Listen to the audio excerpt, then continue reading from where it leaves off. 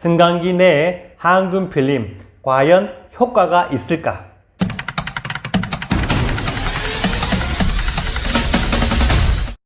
안녕하십니까. 친절한 생활 연구소 김도형 소장 김소장입니다.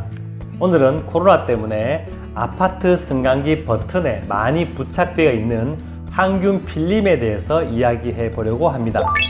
그 전에 여러분이 보고 계신 친절한 생활 연구소 채널 구독과 좋아요 먼저 눌러주시면 컨텐츠를 만드는 저에게는 마음으로부터의 큰 응원이 됩니다. 혹시 방송을 보다가 생각나는 의문점이 있다면 댓글로 남겨주세요. 정성껏 답글 드리도록 하겠습니다. 오늘의 주제는 말씀드린 것처럼 승강기 안에 붙어있는 항균 필름입니다. 요즘 또 연일 신규 확진자가 100명을 넘어서고 있고 우리나라뿐만 아니라 전 세계적으로 코로나19라는 전염병과 치열하게 싸우는 중입니다. 제가 볼 때 우리나라 사람들은 전체적으로 착하고 다른 사람에게 피해를 주지 않으려고 하는 국민성 때문인지 마스크도 잘 쓰고 방역 수칙도 잘 지키고 있습니다. 제가 볼 때 세계 최고의 방역 효과를 보고 있지 않나 하는 생각이 들 정도로 전염병 확산 방지를 위해서 전 국민이 노력하고 있는데요. 그 전염병 확산을 막기 위한 노력 중에 한 가지로 선택되고 있는 것이 엘리베이터 안 그 버튼에 항균 필름을 붙이는 것이었습니다. 처음에 붙일 때는 깨끗했습니다. 하지만 코로나 사태가 길어지면서 지금은 낡고 찢어진 항균 필름이 방치되어 있는 것이 보이기 시작해서 이 항균 필름이 과연 효과가 있을까 하는 의문이 들기 시작했습니다. 또 항균 효과가 있다면 어떻게 활용해야 되는지도 함께 알아봤습니다. 먼저 항균 필름이 전국적으로 퍼지게 된 이유부터 확인해 봤습니다. 지난 3월 미국 국립보건원 즉 NIH에서 발표한 실험 결과에 따르면 코로나 바이러스는 구리 표면에서 4시간까지 살아남고 스테인레스에서는 48시간까지 살아남고 플라스틱 위에서는 72시간까지 살아남더라. 그래서 다른 재질에 비해서 구리에서 바이러스 생존율이 현저히 짧다고 발표를 했습니다. 이런 발표에 따라서 구리의 항균 능력에 대해서 소비자들의 신뢰가 커졌고 기업들은 이런 발표를 근거로 구리 필름의 효능을 더더욱 적극적으로 광고하기 시작했고 제품들도 많이 만들어 팔게 되었습니다. 그런데 정작 과학자들은 구리 항균 필름의 항균 효과에 대해서 강력한 비판을 제기하고 있는데요. 이덕환 서강대 과학 커뮤니케이션 교수에 따르면 우선 구리와 구리 이온은 그 성질이 다르다고 합니다. 이 교수가 다르다고 한 것을 제가 간단하게 설명을 드리면 한 예로 구리는 젓갈색을 띤 금속이고요. 구리 이온은 구리가 전자를 잃어서 양전하를 띤 이온 상태로 변한 것으로 푸른색 또는 녹색으로 보입니다. 다시 이 교수의 설명에 따르면 미국 국립보건원이 실험한 것은 구리판 위에 코로나균이 항균 효과가 있다는 것인데 현재 승강기에 부착용으로 사용하고 있는 구리 이온이 첨부되었다고 하는 그 플라스틱 판은 개념이 다릅니다. 따라서 구리 이온이 들어간 플라스틱 판이 구리판과 같은 효과를 낸다고는 입증되지 않았다는 거죠. 이것이 그의 설명입니다. 고려대 구로병원 김우재 감염내과 교수도 구리 항균 필름에 비판적인데요. 김 교수는 구리 표면이 바이러스가 오래 생존하기 어려운 조건이라는 것은 말할 수 있지만 구리가 바이러스를 죽인다는 것은 잘못된 맹신이라고 비판했습니다.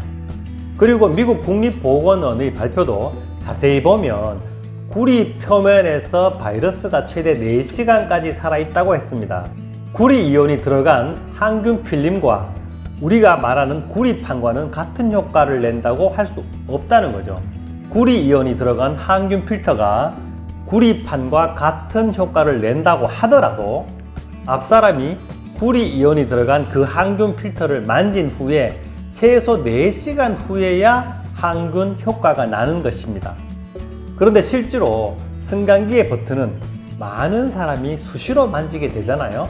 게다가 우리가 기대하고 있는 그 구리 이온과 구리가 같은 효과를 내지 못한다면, 그냥 플라스틱 판이라면 오히려 스테인레스의 48시간보다 더 긴 72시간까지의 생명을 연장할 수 있는 플라스틱 판을 스테인레스 버튼 위에 부착해주는 꼴이 됩니다. 결과적으로 이것은 아무리 생각해봐도 실생활에서는 거의 효과가 없다는 말이 됩니다. 코로나19가 있을 때는 당연하고 코로나19가 끝나더라도 저는 이렇게 했으면 좋겠습니다. 승강기의 버튼을 만질 때는, 또는 함께 쓰는 문손잡이를 잡을 때는 항상 버튼과 손잡이에 바이러스가 있다고 가정을 하자는 거죠. 그리고 그렇게 만진 손은 절대로 코나 입에 가져가서는 안 되겠다고 생각하자는 겁니다.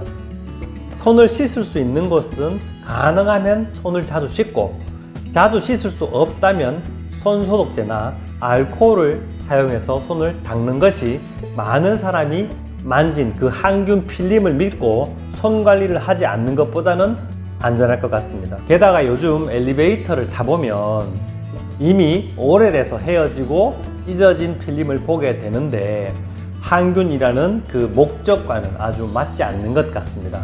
제가 제안하는 방법은 항균이라고 주장하는 그 필름을 붙였던 안 붙였던 우리가 버튼을 만질 때는 반드시 호흡기 쪽으로 손을 가져가지 말고, 물이 보이는 곳이라면 자주 손을 씻고 휴대폰을 알코올로 자주 닦자는 겁니다. 현대인에게 휴대폰은 제2의 손입니다.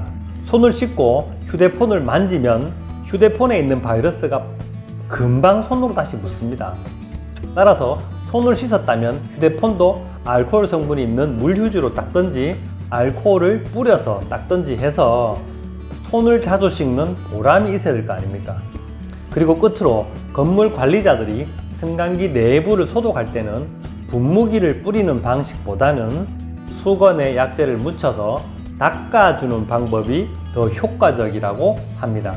그리고 작업을 하는 사람의 건강에도 위험이 덜합니다. 광범위한 소독을 위해서 할 수 없이 분무기를 사용한다면 TV에 나오는 것처럼 바닥에 뿌리지 말고, 바닥에 바짝 떼서 뿌리지 말고 사람 손이 닿는 곳보다 더 위쪽, 그러니까 위쪽으로 뿌려줘야 미세한 방울들이 넓게 퍼지면서 소독이 됩니다. 우리가 바닥에 손을 만져서 그 바닥에 있는 바이러스가 나에게 묻을 경우는 잘 없잖아요. 한국방역협회 대구 지회장을 맡고 있는 안인술 사장은 소독약을 바닥에 뿌리는 것은 비싼 소독약을 바닥에 버리는 것과 같다고 말했습니다.